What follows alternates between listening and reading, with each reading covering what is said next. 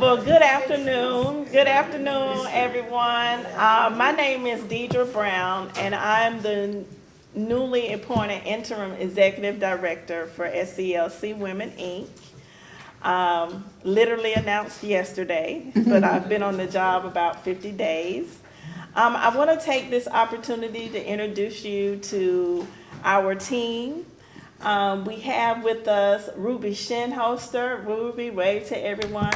She's our program manager. We have Sandra Cooper. She's our general business manager. Peggy Clark, she's over membership, and our most dedicated ever volunteer who I just had a brain freeze and cannot remember her name. Tell me what it is, Sandra. Thanks for feeding me lunch anyway. Thank you. My name is Leona Perry. Leona Perry, yes. She's And my, I love Miss Helen. yes. Yes. So we just want to thank you all for having us, even at the last moment. We're excited to be here. I think it's been some time since we've hosted a forum here, and we wanted to have this opportunity to share with you what we've been doing with SCLC Women and bring to you some women who are on the cutting edge of the movement now.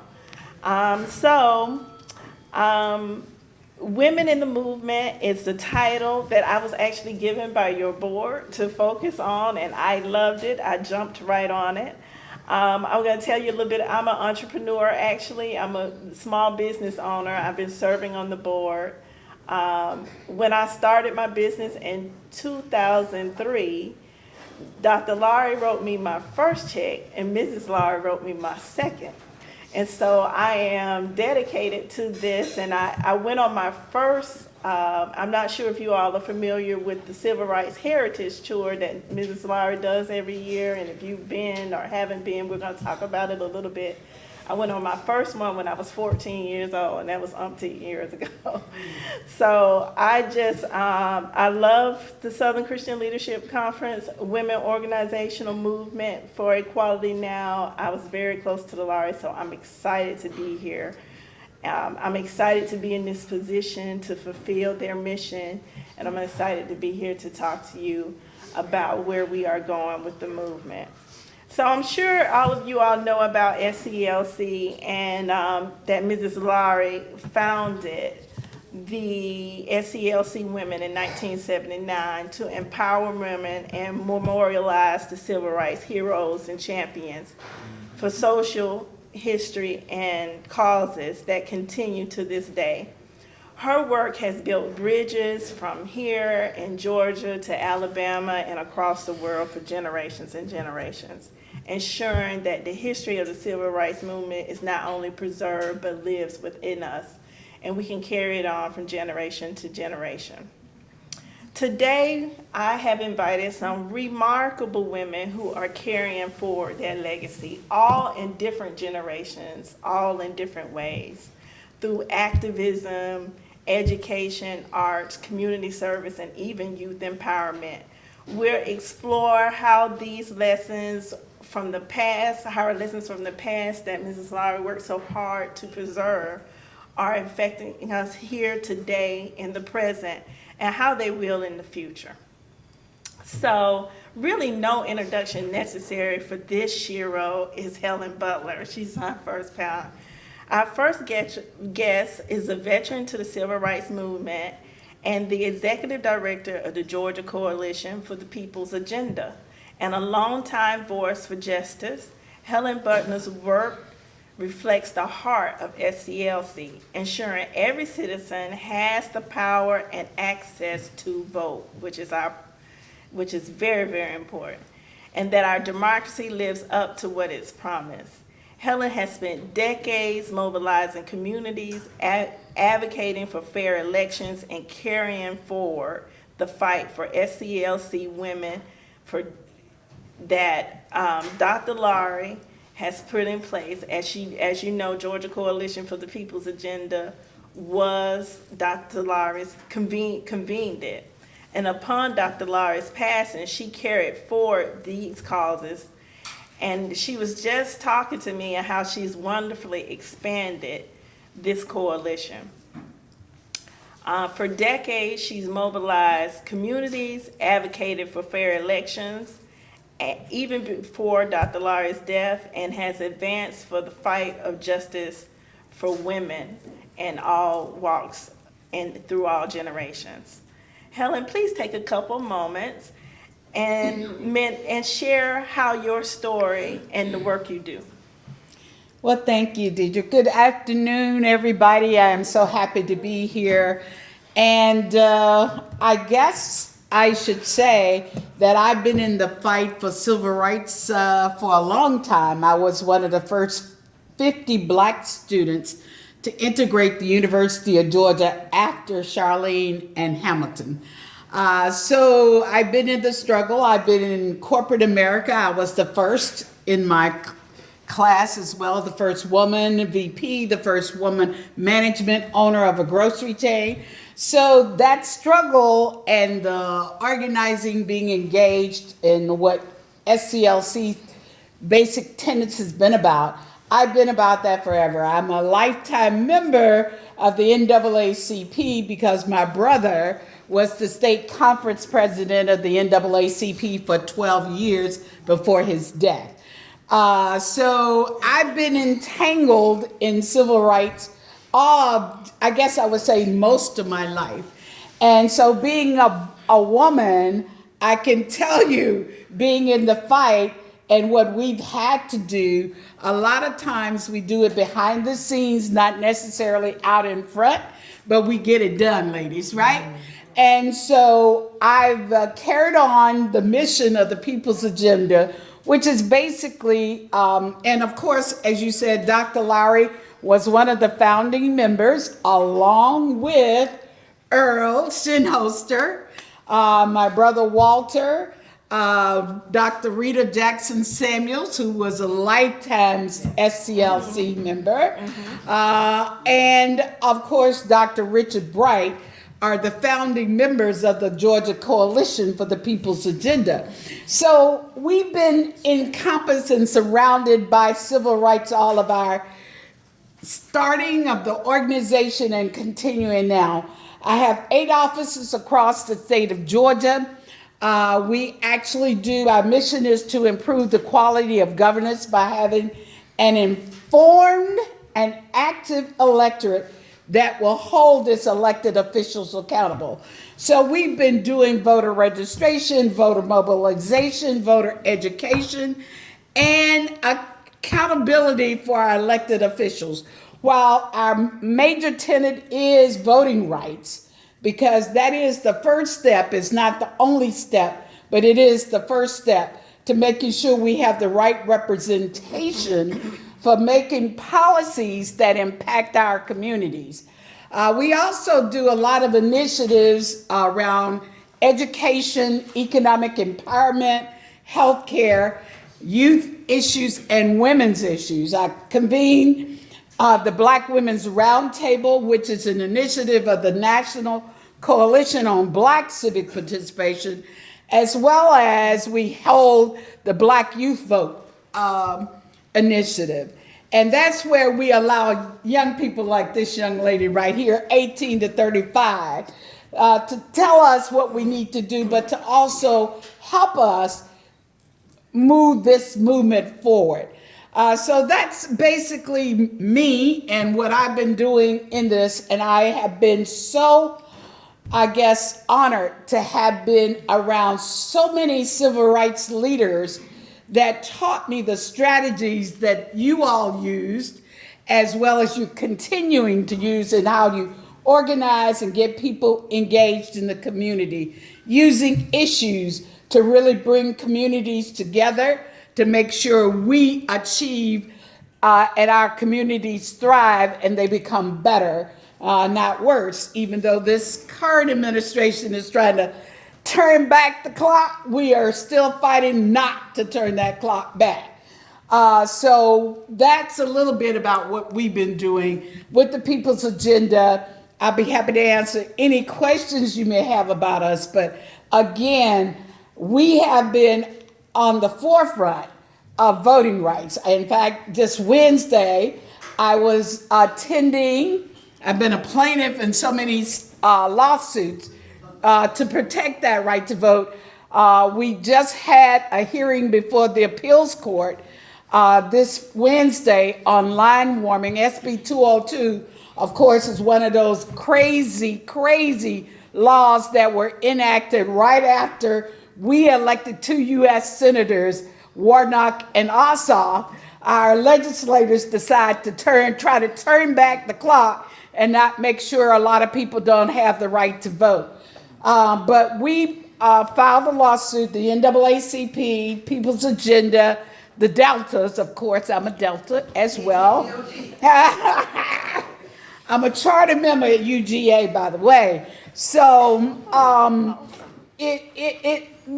we've been fighting to make sure that we protect that right, but we've also been doing a lot of other things around climate. My young people right now are doing hydroponics to help our communities thrive in these high tariff. Grocery prices are going up every day. Yesterday there was analysis that just vegetables alone are going up. Don't think about the meat, but just the vegetables alone. So they're actually, my Black Youth Vote fellows are doing hydroponics. They're growing vegetables in a tower so you can have that in your house and actually feed your family. So that's, we're going back to what we used to do as a part of thriving and helping each other. So that is some of the tenets that we're using right now to make sure that we do that. Oh, that's awesome. That's awesome. Thank you so much for giving us that awesome introduction. And we'll have time to ask questions after we complete everyone's introduction. Joining us also is Autumn Smith, an award-winning museum professional and academic historian whose work spans some of the most prestigious institutions in the country. From the National Center of Civil Rights and Human Rights, the Smithsonian National Museum of African American History and Culture, her curating work has won Emmy Awards, national grants, and honors of preserving Black history. When I contacted her, she was in Augusta, which is my hometown, establishing an exhibit and then do here for SCLC, and has worked with SCLC for several years, telling the stories of the civil rights movement. Autumn is dedicated to making sure our stories are told accurately, powerfully, and with dignity they deserve. Autumn, take a couple minutes and share how your work as a historian has intersected with the legacy of SCLC. Okay, great. Thank you for that amazing introduction. Good morning, or good afternoon, sorry. Afternoon. I have to come after all of this greatness. No, you're great. I'm gonna try my best, but thank you. Just to give you a small preview, because I haven't did as much as she has, but I started. But you will do. Yes. That's what I'm talking about. So I've been working with the SCLC since I was a freshman at Georgia State University. I got my my bachelor's in African American Studies and a minor in public policy. And so I started working as an intern with Mrs. Steele, Kathleen Steele. She's the former First Lady, working with the Justice for Girls program mainly. And then I would also go to Selma, do the Journey to Selma every year. I did that, I think, for 10 years straight. I went from the 50th, I think, up into the 60th, which has been a great experience for me. But most of my work, like she mentioned, is in museums and focusing on museums. I've made some exhibits, like she said. I was in Augusta for a historic church, a Tabernacle Baptist Church, making exhibits, also have an exhibit at the historic Ebenezer Baptist Church. On Auburn Avenue. And so the work that I try to always focus on telling Black stories in an academic way, because I think very often when we look at academic spaces, we don't talk about Black history enough, or it's told from a perspective of a non-Black person. And so for me, I wanted to be able to enter into a space that wasn't talked about, that didn't talk about Black history a lot, but I wanted to be able to go into certain spaces that Black people are typically not really at the table. So when we look at when we look at museums or like even the Smithsonian Institute, right, you might think that their entire staff is black, but it's not. The majority of the staff are actually non-black people. And then even if you go into like the broader sense of the Smithsonian, when we go into museums, there are typically no black people. Even if it's a museum for African Americans, you know, it might not even be ran by an African American. You know, the Center for Civil and Human Rights that's here in Atlanta has never had an African American be its president, ever. And it's only had one person of color, and he was from Africa, and he was only the president for like a few months. So, so just noticing that pattern and that, you know, this kind of tradition in these academic spaces, I just wanted to be able to, you know, use the talents that God has given me to be able to tell Black stories. So. Yes, thank you, thank you. Yes, We definitely yes, need the yes, stories yes, told. yes. Definitely need the stories told. And now that we've had the stories told, we're going to talk about how we make art tell the story. Joining us is Tatinda Ramu. I had the honor of meeting her. I also serve on the board for Miss Fulton County, and I had the honor of meeting her when she was crowned Miss Fulton County in 2025 and went on to compete in Miss Georgia. A true theater artist and advocate, having grown up across the U.S., France, Ghana, she brings a global perspective to her artistry and advocacy.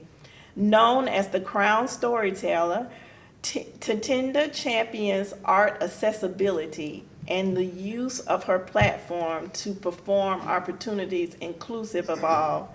Tatinda, it's been an honor getting to know you. Can you tell us about your passion for art advocacy and influence? And look, she is nowhere near shy because we were at the state capitol just for a picture taking opportunity. And I went to the bathroom for a second. I came back and she had Brad Raffensperger tied up at the podium. And then a few minutes later, she asked the sheriff for $3 million back because he had taken it out of the arts budget. I said, oh goodness, I can't take her to many places. So tell us how your art advocacy has affected civil rights history as you continue your work. Thank you, Ms. D. Thank you for that lovely introduction. Yes, my name is Tatinda Ramu. I'm the current reigning Miss Fulton County, and I actually got my title shortly before Fulton County lost their state arts funding from the Fulton County Arts and Culture. So that's how I started my reign, and I'm so happy as I'm coming to the end of it that Fulton County Arts and Culture received of their budget for the year, and that's really important for artists who are looking for grants and local artists so that they can continue to fund the organizations that they have. So my platform that I created is called ART, A, Amplify Artists, R, Raise Awareness of Issues Facing the Arts, and T, Transform Communities by Inspiring People to Tell Their Own Stories. Amplify Artists because I realized that a lot of local artists, for example, we don't shine a light on their voices. And when we talk about local artists, especially we find that a lot of local artists in comparison to national, international artists, they are disenfranchised. So as part of my title, as a part of the Miss Georgia organization, a lot of the stories I tell, I try to make sure that it's highlighting an issue that a disenfranchised community faces. So for example, my first monologue at Miss Georgia, which is a predominantly white audience, and some could even say conservative audience, I spoke about racial profiling and about the impact that has on women, but also the impact it has on Black people as a whole.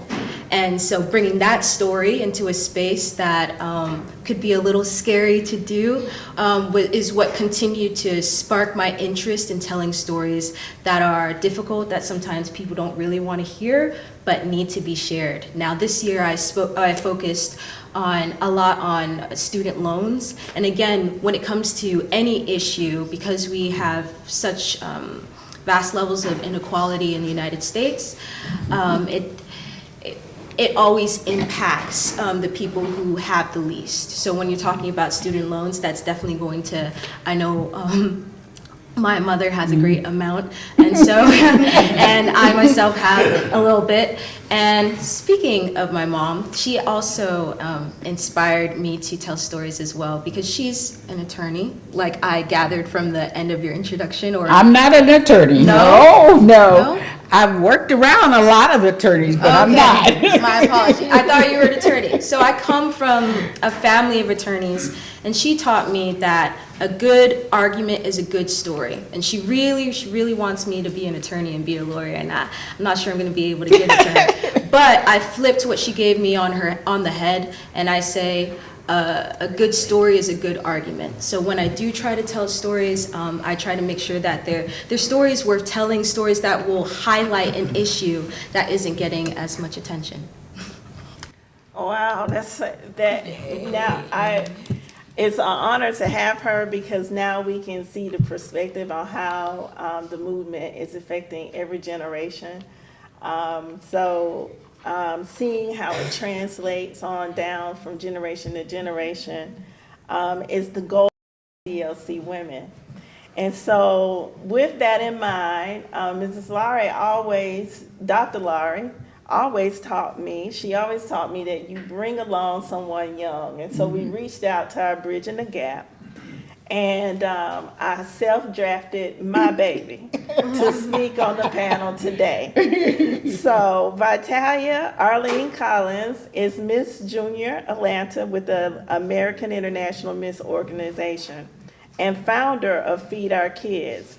Her nonprofit has an international platform that addresses food insecurity and anxiety. She started it when she was just 5, when her father and I were working as a community advocate during COVID. She's a model and a youth empowerment champion.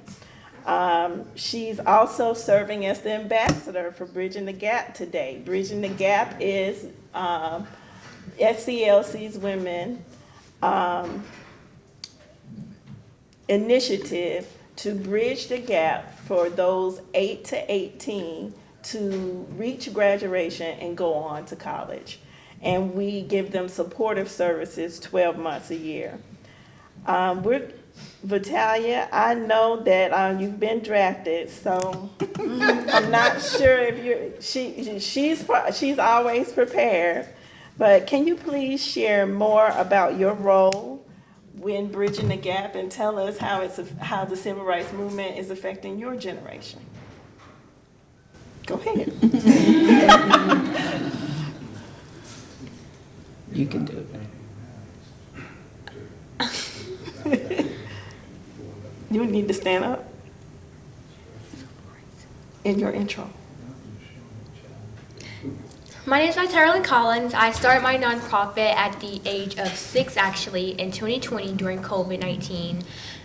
While my parents were passing out meals to families in their trunks, I said, "Mom, I want to help and do that too." And she said, "How?" I said, "I wanted to make my nonprofit," and that's how my organization came to be, by making bag meals and recycling bags and passing out meals and Thanksgiving meals. And I have passed out over 265,000 meals. And with anxiety,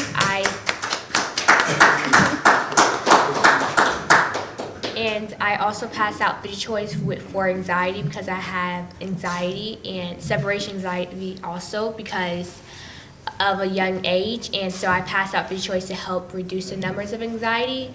And Food Choice doesn't only help with anxiety, it helps with autism and Down syndrome. And it doesn't only help for young kids, it also helps for adults too. And so I take my platform to pageants and tell them about how I want to reduce the numbers of food insecurity. And I also, in 2024, I started to make my international service project, which is Happy Meals with the Heart, where I partner with organizations like No Kid Hungry and go to meal sites and pass out Food Choice and also pass out meals to kids in my community. Ooh. Thank you so much. Even the youngers can advocate, and advocating for food insecurity, which impacts the world. I can't remember that number. How many children suffer with food insecurity? 12 million kids. 12 million kids. And if you were recently, 50,000 children died in Sudan from hunger once the war started. So when you think about hunger, it's the basis. Not being able to get food is the biggest injustice that the world suffers from. So thank you so much for your work, Vitalia. Helen, we're going to get right into the question and answers. I'm going to start with some questions and we'll entertain them from the audience. We do have one more panelist come. When she comes, we'll just integrate her. So Helen, you've been on the front lines of the voter rights advocate for decades. From your perspective, how do the strategies of SCLC and SCLC Women that were prominent in the 1960s influence your fight for democracy today? Well, as I said earlier, a lot of being around and exposed to people, I learned those strategies that really means that you have to get, instead of top down, it has to be bottom up. It has to come from the community. What was so important to me about the civil rights movement was that 381 day, basically strike on the transportation system that led to a lot of change for people that look like me. So while it takes somebody being on the inside, it takes somebody being in the streets, and it takes all of us to come together to make the changes that we want to have in our communities happen. We can't just elect somebody and think that everything's going to be hunky-dory and I don't have to worry about it. We have to be engaged at every point of it. We have to let people know as a community, this is what we want. We've got to hold those people accountable. They have to come to us more than every election cycle and say, vote to me. How many of us have meetings with our elected officials every week, every month, every quarter, every year? Well, it should be every week, quite honestly. Every week they should be telling us what you've done for me lately. And instead, once they get in, they forget who put them in power. And then they make laws to try to take our power that put them in power away from us. So therefore, I say voting rights is critical. It's the first step to hold them accountable because they make the laws.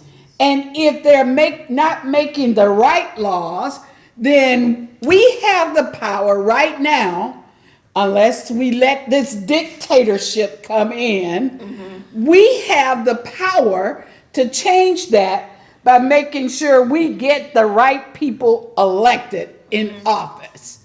So it's critical. That was the movement. And I do love the movement. It was nonviolent, but they organized and they stood together.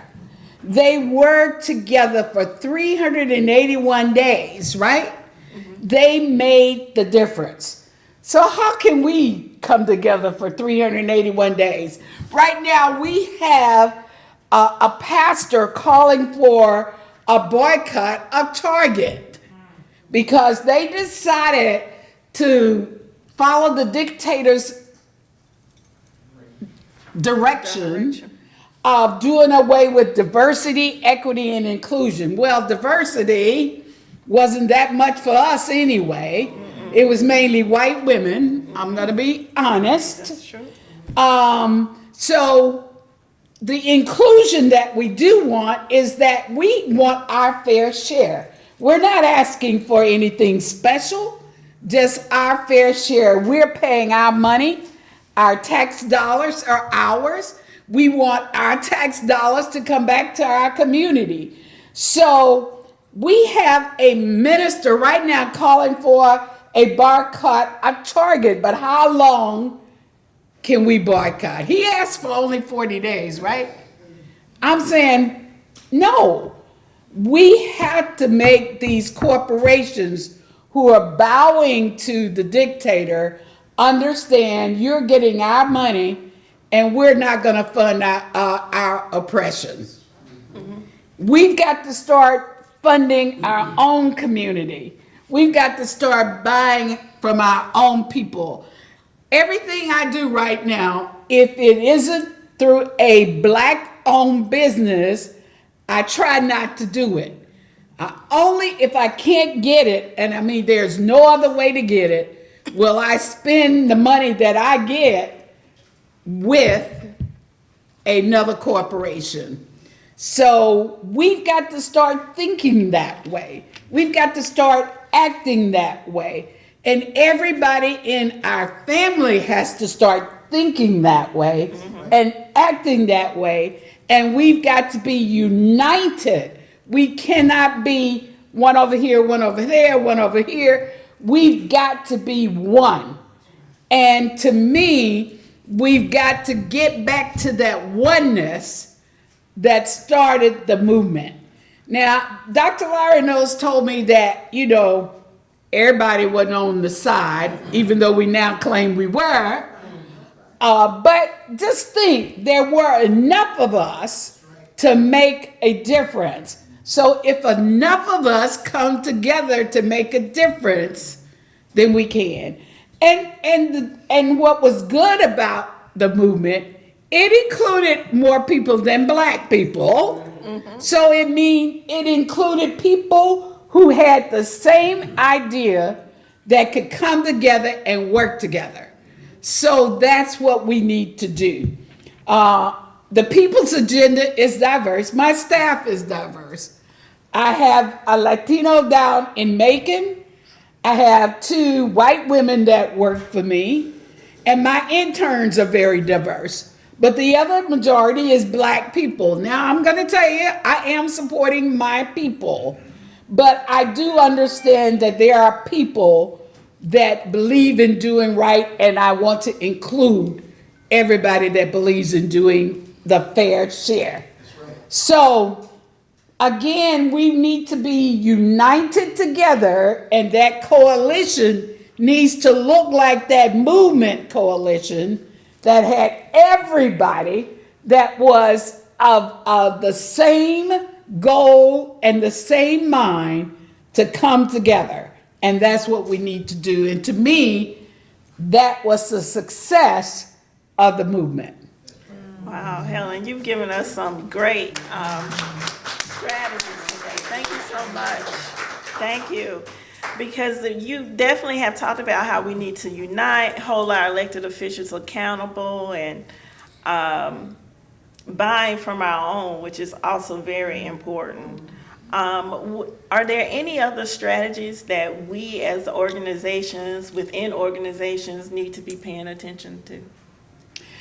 Well, as I said, the one thing that we need to do, and I think these are the ones that are doing it, is educating. Education is key to everything that we do.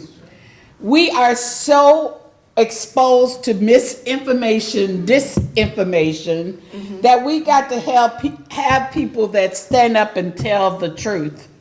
We've got to have her to head the Smithsonian. We've got to have people that will tell the truth about what history said. You can't rewrite history and leave us out of it because we were in it. So we've all got to be able to stand up and tell the truth. When you hear misinformation, you've got to correct it.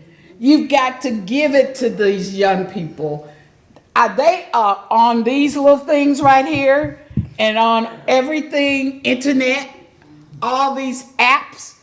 They've got to be our spokespeople because I don't know how to use WhatsApp or Chat, GIP, AIP, or whatever it is.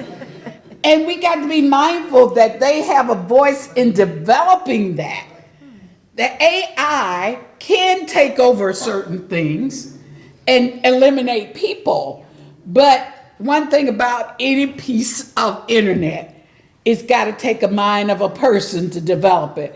So we got to develop it in the right way that can be used for the benefit of all. And to me, they are that tool to do that.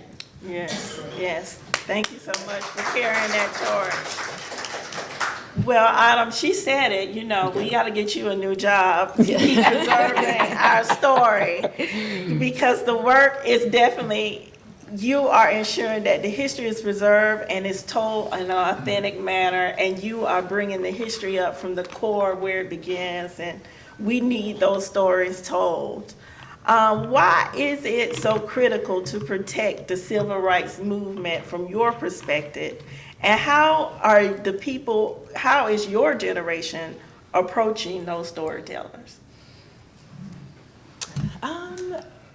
That's an interesting question. I think, history is, being a historian is one of the oldest professions. And it's always essential to be able to tell stories like you were all saying in an accurate way. I think that for the next generation, or for my generation, I am a millennial. I'm just a baby millennial, but I am a little older. But I think how we tell these stories and how we empower people to tell their stories, especially young people, is to make it relevant to them and what they do and what they go through. I think very often we want to tell stories how you want to tell it, from your perspective, especially not you in particular, or not anyone in this room particularly, but older generations, they want you to understand the struggle from their perspective, because they're like, well, I lived it, so I'm going to tell you, we were in Selma getting beat on, and it's like, I appreciate that. Thank you for telling me that story, but you can't force me to understand your struggle, because I never understand your struggle. I wasn't in Selma. We wasn't exposed to the same violence or even the same, experiences as an older generation. And so I think finding a way to connect history back to young people and making it relevant, like these two beautiful young ladies right here are pageant ladies, right? So if I wanted to, engage them in history, or wanted to talk to them about history, I would probably talk about Vanessa Williams, right? I would talk about maybe that story of, her becoming the first Black, winning the first woman to win that Black woman to win that pageant, but then a lot of people don't know that her crown was taken away from her, right? But they gave it to another woman of color that year. But just that's a way to engage them, right? That might be interesting to them. I think a lot of times also, young people love music, right? I think storytelling through history is important, and is a way as well. Hip hop has become a part of our culture, and so I think there's even an interesting way to talk about how hip hop or how music was used during the civil rights movement. So just finding a way to connect with people and what they are interested in, I think, is the most important thing. Even for me as an academic historian, sometimes I can be very narrow-minded, and I want to tell history in a certain way. I need my primary sources, my secondary sources, and if I don't have that, I'm like, it does not compute in my head. And I can acknowledge that sometimes that's not okay. And I think also, sometimes we have to, what they say, put a mirror up, and just to acknowledge that, and I think, again, with like young people, when you're young, you're ambitious, and you're not jaded by this world. I think the beautiful thing is, Dr. King and Coretta, they were my age. They were 27 and 29 when they began to lead a movement. And so I think giving young people the power to explore what it is, or how the history that they want to tell, just have confidence in them, and faith that they know that you have raised them right, and they will go on and be able to be leaders. So That's awesome. That's awesome work. Okay, before we take the next question, as you see, we had a new panelist join. Joy Yvonne Kennedy. is the proud granddaughter of the late Dr. Evelyn Gibson Lowry and Dr. Joseph Lowry. Joy serves as a dedicated board member for SCLC Women, working to advance its mission and champion civil rights, social justice, and opportunities for women and families. Rooted in her family transition of activists, Joy brings her perspectives to the arts industry and the entrepreneur industry, connecting generation and inspiring new leaders. Joy, thank you. I'm glad you finally made it. Yes, I'm so grateful to be here. Thank y'all. She's rushed here for Alabama, and take in mind, we just found out we were doing this last Thursday. So could you tell us how you've expanded your journey and how you've worked to connect the past and the present? Yes, ma'am. Again, thank you. It's an honor to be here and be a part of SCLC, and also to represent myself and my family. My journey has been a continuous striving for excellence in every facet of my life. I'm a mother, I'm an artist, I'm an activist. My grandmother was deeply rooted in civil rights and for the fight for social justice, deeply rooted. Before she even met my grandfather, and knew him, she came up in a family. She was raised in a family. Her father was the local chapter president of the NAACP. Her mother was just a beautiful soul. She lived to be 103. All three of her siblings were activists and ministers. So her entire family had a destiny in activism and the fight, the good fight. Myself, catching the baton or having it passed to me is definitely something I am honored beyond words to be a part of as her granddaughter, as the person that I am through my own personal experiences, life experiences, things that I have championed. But to be a part of, I have 3 sons and one is 14. Is very intelligent. And I'm so grateful for that, but we sit down and we have conversation. He can sit down with you and tell you about the real meaning and process of tariffs and things of that nature. So it's important to sit down with the youth and have an open ear and educate. Education is truly elevation. So from that perspective of the youth, and also through my music, my artistry, my social platforms, whatever, social media platforms, whatever it takes, I utilize those platforms to each one teach one. Or as my mom used to say, each one lift one. So it's important to have those open avenues, to gather and attract, people, no matter what their ages are. My mother is the eldest daughter of Joseph and Evelyn Lowry. And God rest her soul, she just passed away in 2022. But today was the anniversary date of when we had her services. So it's an honor to be here when I tell you. I'm just so grateful to be a part of service and to be a part of her organization that she founded. And there's so many stories to tell, but I know we're limited, on time, so I don't want to go, but there's so many stories to tell.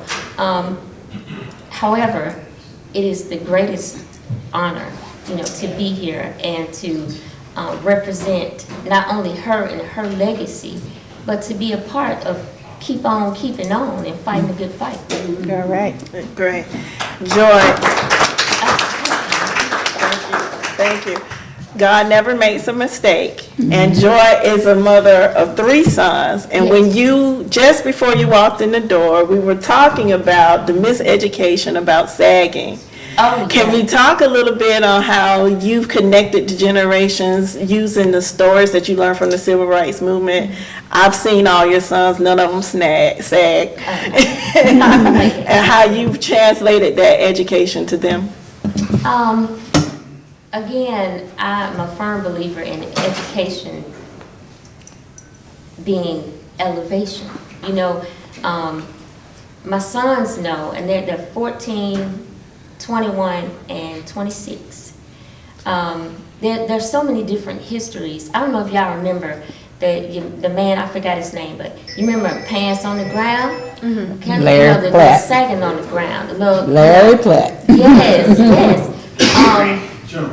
He was able, General Larry Platt, yes. he was able to cross generations, and you know what I'm saying, just with his song about that. But there's another aspect of sagging is, you know, homosexuality. It's related and intertwined to that. You got your pants below your bottom, you know, and a lot of kids, when you educate them from that perspective, and that comes from the heart of where a lot of our people get real education from and experience, the penitentiary system. They will tell you that, you know, that those things come from that, you know, but also it's just communication and being, educating your kids on what that attracts, what that means. You know, all three of my sons, and no, I don't play that, and the youth have their experiences and their own path as well, but you have to be open to hear them out as well so that you can connect, because it's definitely about connectivity. Okay. Now we'll get back to a question from the audience over I have a here. question and a comment, and I appreciate all the young people, all of them, and everyone else, and the perspectives that they've given. Several years ago, I'll give a personal story. Several years ago, I'm an attorney, and my daughter and my son, an attorney, my husband. My son went to law school and decided afterwards he really didn't want to practice law, because he could have told me that before all the tuition. But he wanted that I was in the bank. He decided that he wanted to get a PhD, and he wanted to talk about women and the civil rights movement. So he decided to select a person. Living in Connecticut, we were very good friends of Constance Baker Motley. So he decided, the very first biography on Constance Baker Motley, I'm going to tell you he wrote it. But going back to education, history, and whatever, when he solicited the topic and gave it to his dissertation committee, they said, you can't write a book about Moms Mabley. About who? Moms Mabley. Oh, my goodness. He had said Constance Baker Motley. So the dissertation committee, members are all white at the university I won't mention, they Googled Moms Mabley and came back and said, that's not an acceptable topic. He said Constance Baker Motley. So what was the issue? When he wanted to do this in 2010, there was very little written out there about Constance Baker Motley. So this goes back to what you're talking about in history. He didn't have secondary sources, books and materials. He had primary sources. So one of the things that was talked about this morning was people recording history, oral history. Fortunately, we also knew, not directly but indirectly, Charlene Hunter-Gall and some other people.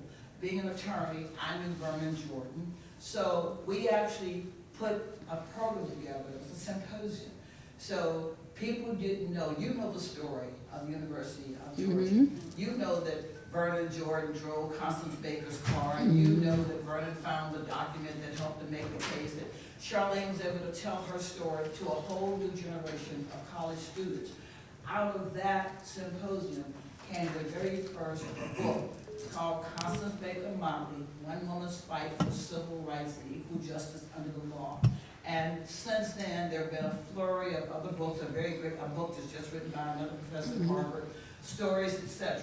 So there's a way to get it out. So this came out of a university dissertation program.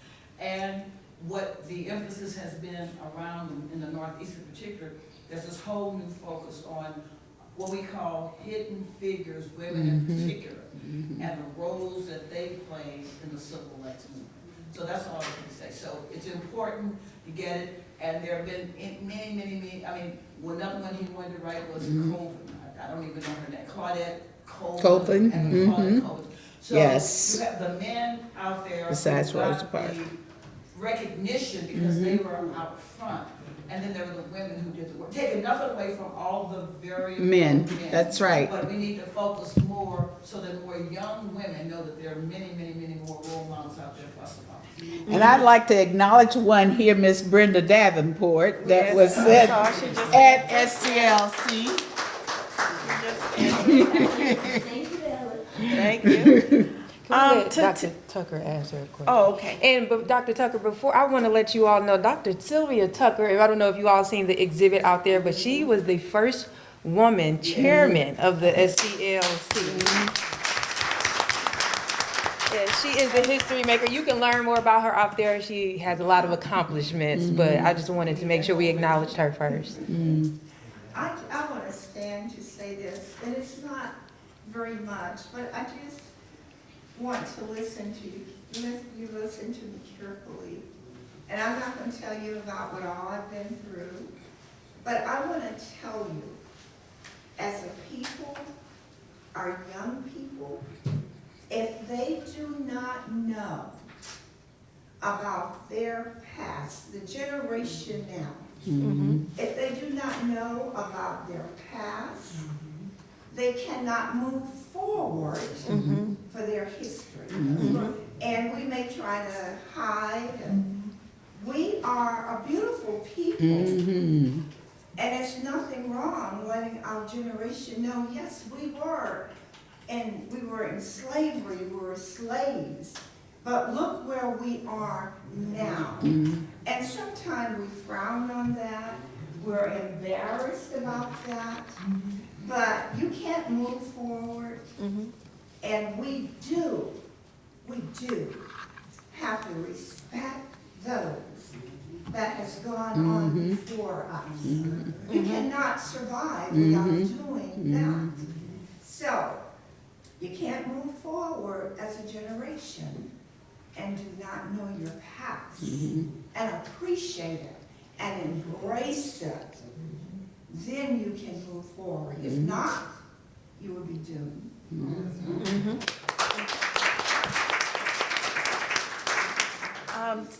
To Tenda, I just think the question that we had earlier about taking these stories into non-traditional environments, can you tell us how you felt in response when you've entered these non-traditional environments to share your social justice issues? And I have one more question.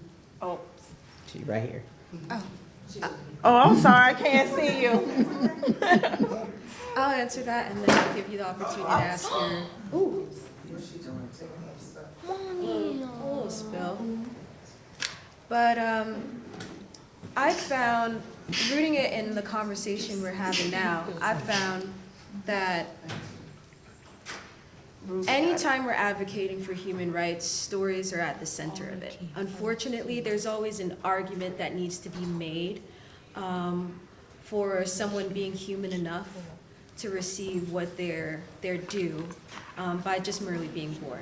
So I find that stories are at the heart of human rights.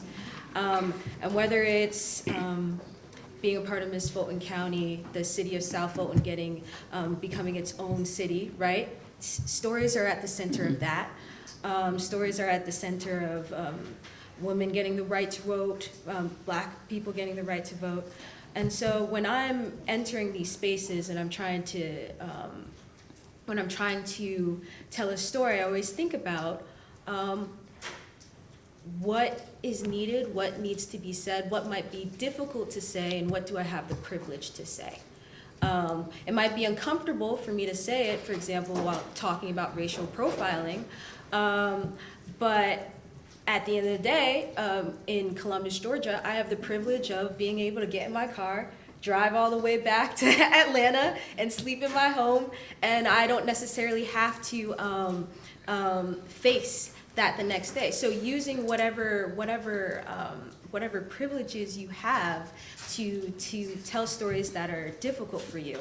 Now, I think when I also think about storytelling, I also think about how disenfranchised communities are connected.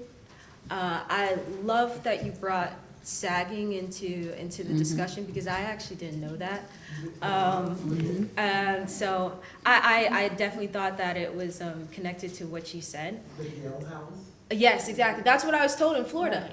But I think there's two parts. There's two parts to storytelling. There's kind of what Autumn was saying is like eventually the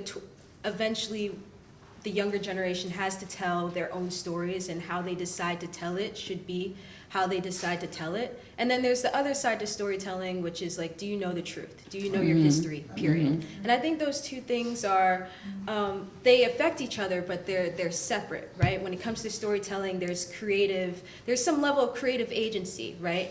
And sometimes when you decide to tell a story, if you don't tell it, not even the way older generations want you to tell it, even your peers want you to tell it, there can sometimes be tension. But I love that tension, because now we're talking about an issue that never would have been spoken about. Now we have the opportunity to potentially correct, right?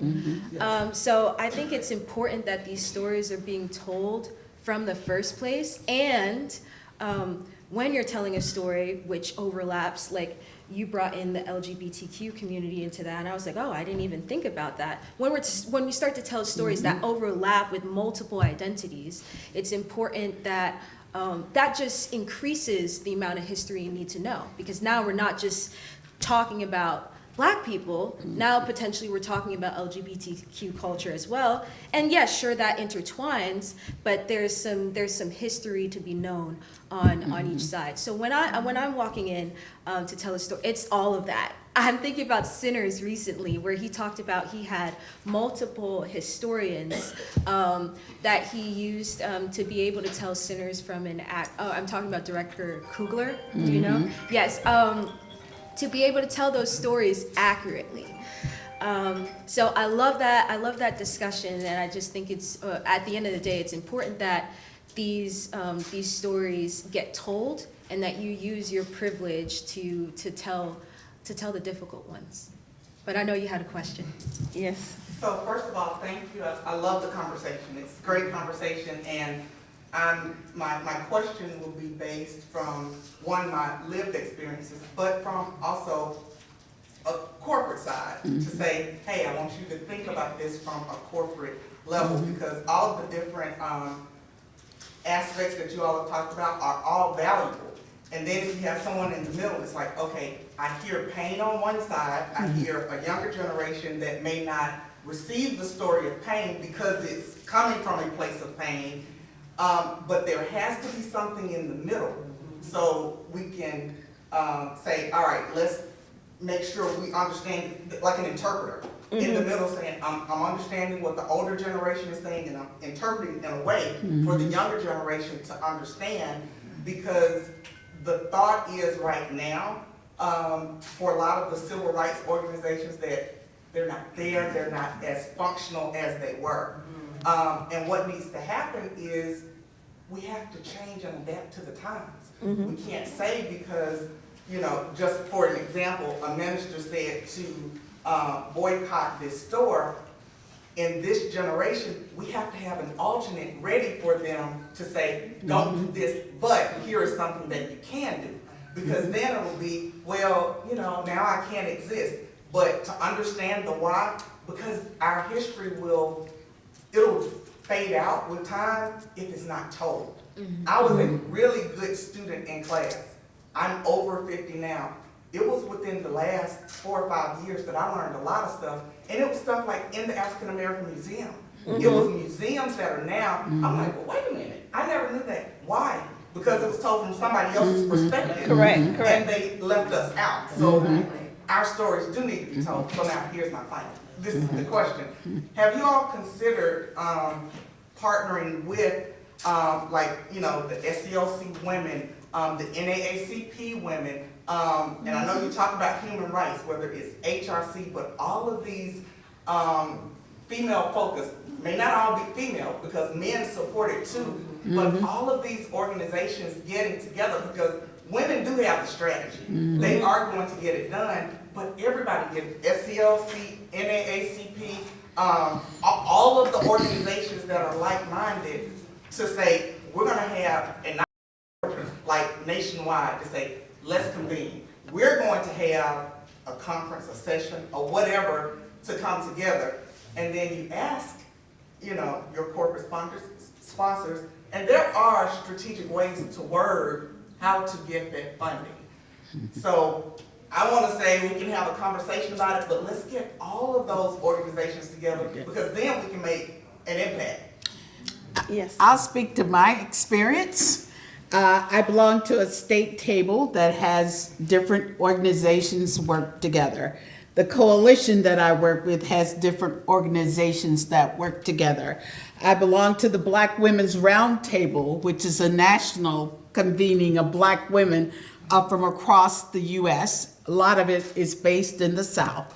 I belong to a Win with Black Women, that again is an organization that is national focused, that is focused on women coming together.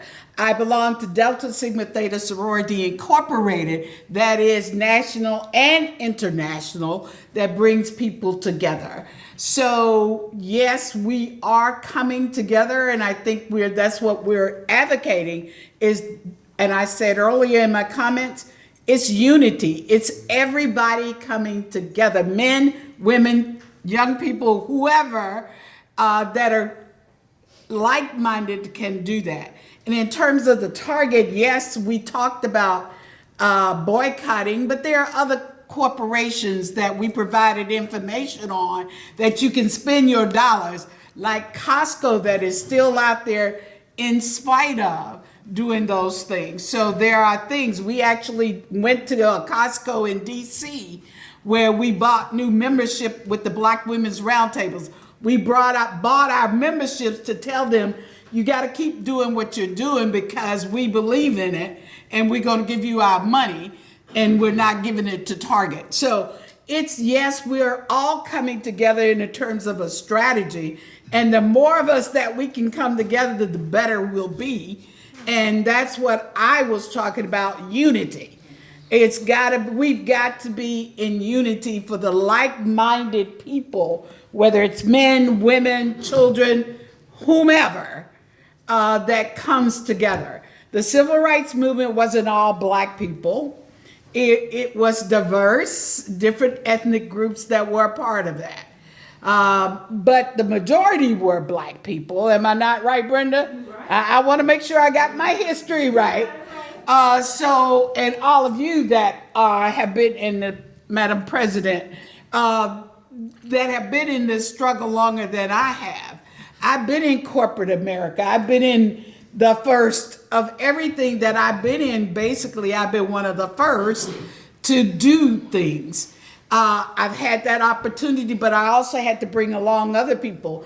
When I was in my corporate role, I made sure I hired Black people at every level of the corporate structure. It wasn't just me making it, but it was everybody else making it with me. So that's the way that I think, and that's the way I think we all have to think of how we bring everybody along. We have to start with children in not just high school, but we got to start with our middle school, elementary school. I even had my little niece, she's from Louisiana, and she's 5 years old, well, 6 years old. I took her with me to a convening in DC to expose her to those kinds of things with the Delta women, so that she got to experience what that meant being there. So we got to continue that, and that's, to me, making sure everyone's included. Yes. There was a question back there. He been waiting for a long time in the corner. Go ahead. Yeah, I just have. Can you?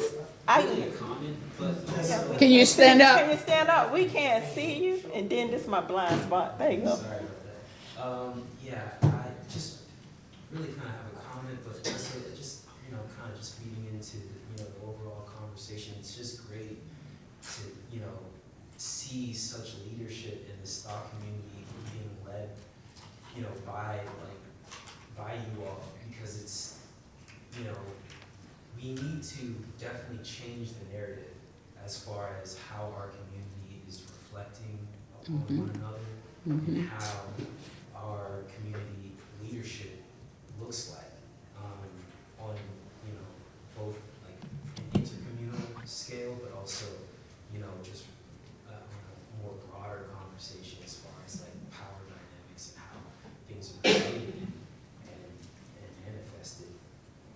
But I kind of come at it from like a naturalist perspective, and like we've always been here, you know, beyond slavery, beyond That's right. all of the trauma that we experienced, and we, you know, that's led to the greatness of the society that we're able to enjoy today. And so, like, how do we get back to kind of reflecting on that, you know, within the context of this, you know, this recent, you know, 400, 500 years of just, you know, really of just struggle that we've endured and we've traveled through, but to kind of reflecting on the prosperity and the energetic future that we need to co-create, right? Because we, you know, I think you guys are really doing that as far as like how you know, are engaging in these like multimedia experiences to kind of, you know, create this, you know, message and interact. So it's just, I think we, at the end of the day, need to just match the frequency of nature, really, and how that is like basically, and it's a universal context that, you know, is, I think, going to lead us and continue to, I mean, you might call it God, you might call it whatever, but there's always that broader conversation of how history and things cycle into one another. And I think you guys are really doing that, so it's like, I don't know. And the more we can have Well, these thank you for your conversations- comment. I mean, that's one of the reasons why we decided to structure this panel in that way, because we have the awesome opportunity of having the experience of those who carried the torch. We are now looking at, we have to, and to what our board member said, we have to be able to tell the story. We want to make sure we focus on the art of telling that story and the art of activists. And then we have Joy here, who's connecting the generations to tell the story, but through her firsthand experience. Because once we learn and understand the history, as we said repeatedly in this meeting today and throughout the conversation, appealing to the next generation, which is Vitalia and all of her folks, it becomes necessary. And so the stories then have ownership, and they're passed down from generation to generation. And that's the pivotal point of where we are, making sure that we first grasp the stories, preserve them, then display them and exhibit them, which we have here, tell them verbally, because that's our history. Verbally telling the story is our history, and then demonstrating them through service. So we're so excited today, and unfortunately, we are well past time. I'm surprised that nobody came in here, but I do want to give my panelists an opportunity to give one word that sums up today, and we'll give everybody a chance to do that, starting with Helen, and we'll work our way down. I'm inspired. Okay, that's great. I just always say I believe just presenting, preserving, and promoting history. And as my pastor says, keep the faith and keep looking up. Okay. Tatenda? I think if I had to choose one word, it'd have to be motivated. It's clear that there's so much left to be done as far as storytelling goes, and so much more education, as you pointed out, to be done. And so I just feel motivated to continue to do that for myself, and in any way I can help other people do that as well. Joy? If I had one word, I have to cheat a little bit and say two. I have to say, sum it up by saying education is truly elevation.